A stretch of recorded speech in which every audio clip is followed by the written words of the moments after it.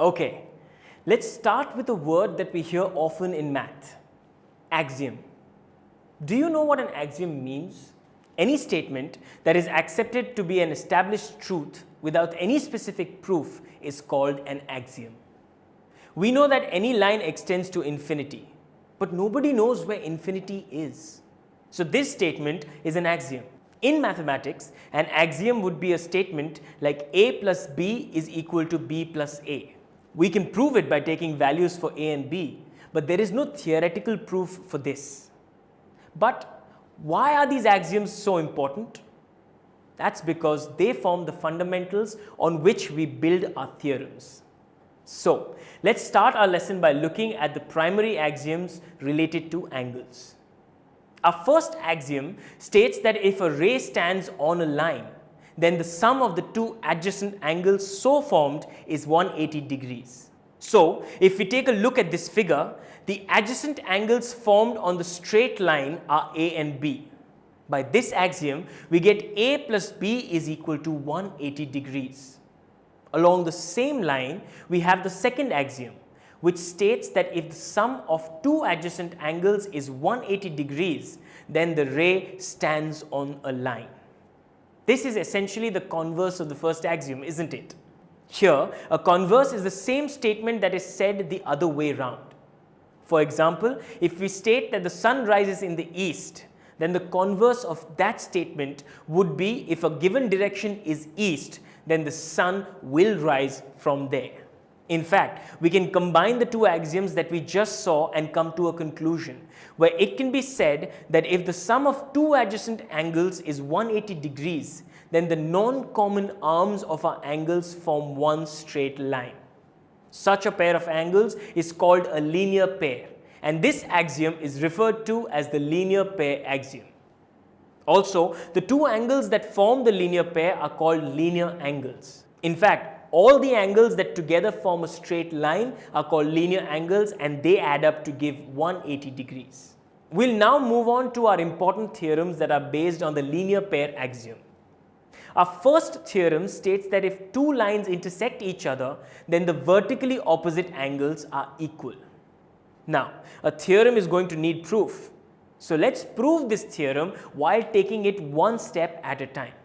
Using the statement, we first write down what is given and what is it that we want to prove. And remember, whenever possible, drawing a figure always makes it easier to visualize what the theorem is about. Let AB and CD be the two lines that intersect at point O. Let's take a look at these lines now. Can you tell me how many angles are being formed by these intersecting lines? That's right, these lines form four angles. Can you name them? We have angle AOC, angle BOD, angle AOD and angle BOC. Now, angles AOD and COB form a pair of vertically opposite angles. Similarly, angles AOC and BOD also form a pair of vertically opposite angles. Our theorem states that vertically opposite angles are equal.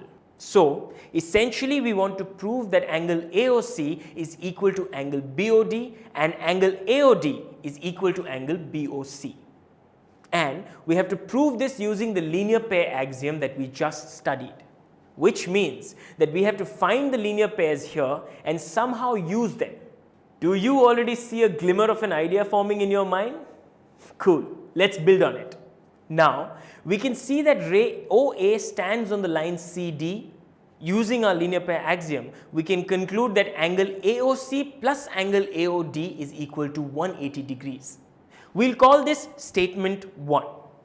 Similarly, ray OD stands on line AB.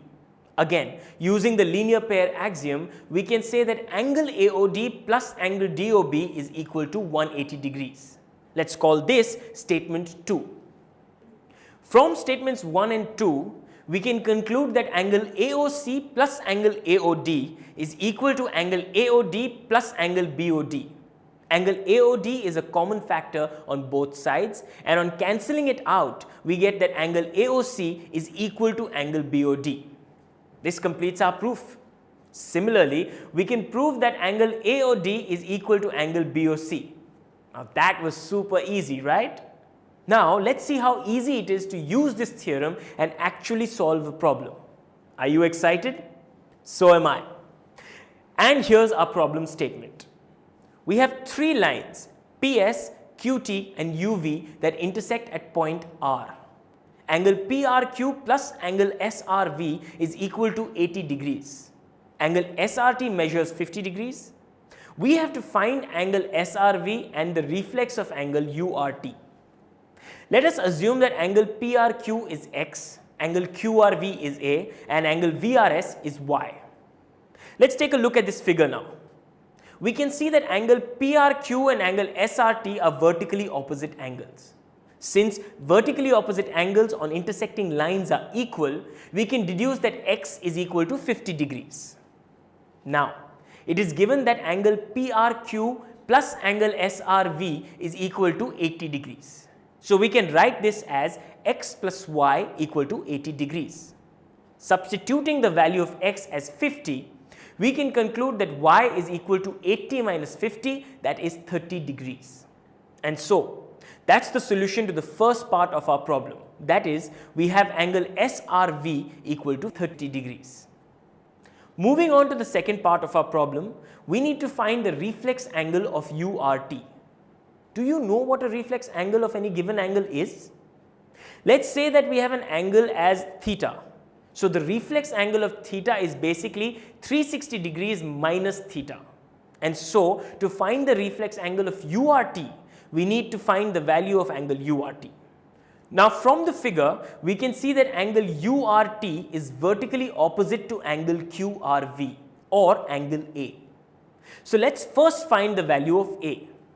Now since PS is a straight line, all the angles on it are linear angles and they will add up to 180 degrees. Hence, X plus A plus Y equal to 180 degrees. Substituting the values of X and Y, we have 50 plus A plus 30 is equal to 180 degrees. 50 plus 30 is 80 and taking 80 to the other side, we'll have A is equal to 180 minus 80. Hence, A is equal to 100 degrees. So we can conclude that the angle URT is also 100 degrees. Subsequently, the reflex angle which will now be 360 minus 100, which is 260 degrees. And wasn't that simple? TutorMate. For more amazing videos, download the free app on Apple App Store and Google Play Store.